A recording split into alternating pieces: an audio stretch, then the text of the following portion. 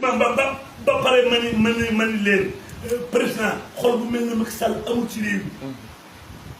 mi li mu fi def ba déedéet waaye yow Sall yàllaa lay fay sa xol bàyyil sa bopp ak yàlla daañu taal lamp bëccëg di la ñiit daañu taal lamp bëccëg di la ñiit daañu taal ni tos yi daañu taal tos yi man nag fa ma nekkoon ci yow maa ngi fi sant naa yàlla ginnaaw jot naa lay nag téléphone bi ñëpp dana ko dégg lu ma ci war a wax lu ma ci war a wax rek dinaa ko wax président kontaan naa sama xol sedd na maa ngi lay ñaanal ci bisu yonent bi yàlla guddal sa fan yàlla may la wér. amiin. waaw la man mbay na nga ko woo jaale ko papa waaw jaaji dafa gaañu